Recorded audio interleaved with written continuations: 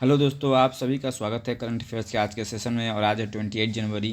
तो चलिए शुरू करते हैं आज का करंट अफेयर एमसीक्यू। जो पहला क्वेश्चन है, union solidarity and development party किस देश की राजनीतिक पार्टी है?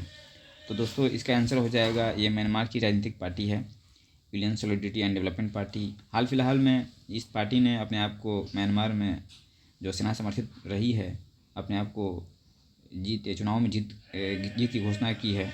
क्योंकि 2021 में इन लोगों के द्वारा, सेना के द्वारा, जो वहाँ की ऑन सान सूची हैं उनकी पार्टी को उखाड़ फेंका गया है सत्ता से, और दिसंबर जनवरी में चुनाव हुए। उनका कहना है कि वे चुनाव में जीत हासिल कर चुके हैं, क्योंकि ऑलरेडी 25% सीटें सेना को समर्थित थी। म्यांमार से थोड़ा क्वेश्चन पूछ सकता है कि मेकोंग नदी, साल्विन नदी, इरावदी नदी और चिंदवी नदी, ये सारी नदियाँ म्यांमार से होकर बहती हैं। नेक्स्ट दोस्तों, भारत में एंड ऑफ लाइफ वाहन, बेकार टायरों, ई कचरे और लिथियम आयन बैटरी में सर्कुलर इकोनॉमी को बेहतर बनाने संबंधी रिपोर्ट किस संस्था द्वारा जारी की गई है? तो ये जारी किया गया नीति आयोग के द्वारा।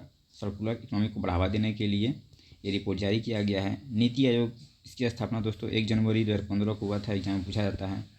और इसके जो CEO हैं BVR सुब्रमण्यम हैं, BVR सुब्रमण्यम।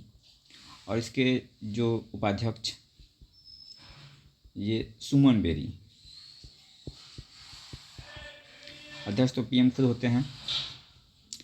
नेक्स्ट क्वेश्चन है दोस्तों, फिल्म बोंग किस प्रतिष्ठित अंतर्राष्ट्रीय पुरस्कार के लिए इसको नामांकन मिला है?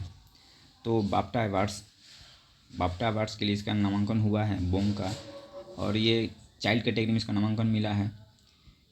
इस फिल्म को फरहान अख्तर के द्वारा इसको बनाया गया है। नेक्स्ट है, टाटा कम्युनिकेशन के नए मुख्य कार्यकारी अधिकारी CEO, चीफ एग्जीक्यूटिव ऑफिसर के रूप में किसे नियुक्त किया गया है? तो दोस्तों गणेश लक्ष्मी नारायण को नियुक्त किया गया है, प्रमुख CEO के रूप में नियुक्त किया जाने वाला है।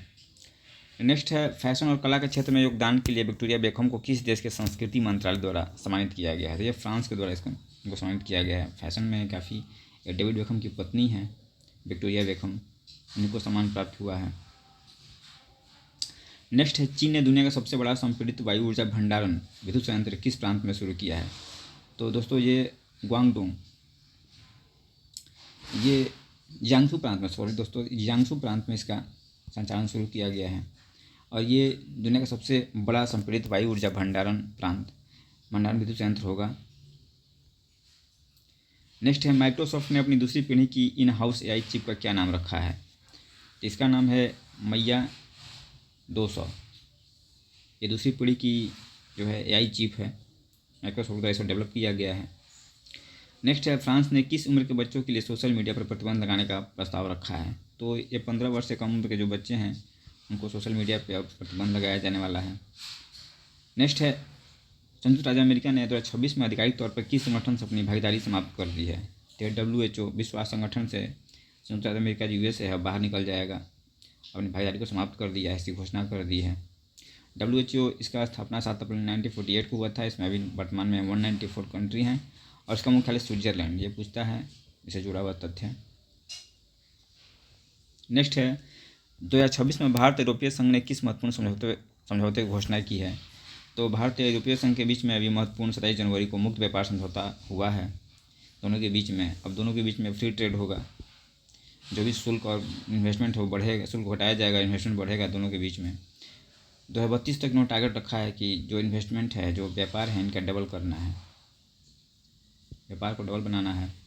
आने वाले समय में हो सकता है शुल्क की कटौती की जाएगी, तो यूरोपियन मेड कारें हैं या जो भी प्रोडक्ट्स हैं वो थोड़ा सस्ती दिखेंगी। नेक्स्ट है, अंतर्राष्ट्रीय डेटा गोपनीयता दिवस कब मनाया जाता है? ये 28 जनवरी को मनाया जाता है, डेटा गोपनीयता दिवस। और भारत विश्व में तीसरी सबसे बड़ी डिजिटलीकृत अर्थव्यवस्था के रूप में उभर रहा है। और भारत में इसके लिए जो भी डिजिटल रेगुलेटरी फ्रेमवर्क हैं वो IT अधिनियम 2000 पर आधारित हैं दोस्तों। और सर्च जैसी संस्था जो है साइबर सुरक्षा के लिए काम करती है, ये भी याद रखना, इस संस्था के बारे में पूछ लिया जाता है। तो अंतर्राष्ट्रीय डेटा गोपनीयता दिवस ये 28 जनवरी को प्रतिवर्ष मनाया जा रहा है डेटा प्राइवेसी के लिए। बिहार से आज कुछ खास था नहीं, इसलिए शामिल नहीं किया गया MCQ। तो आज से करंट अफेयर्स दोस्तों इतना ही था। Thank you.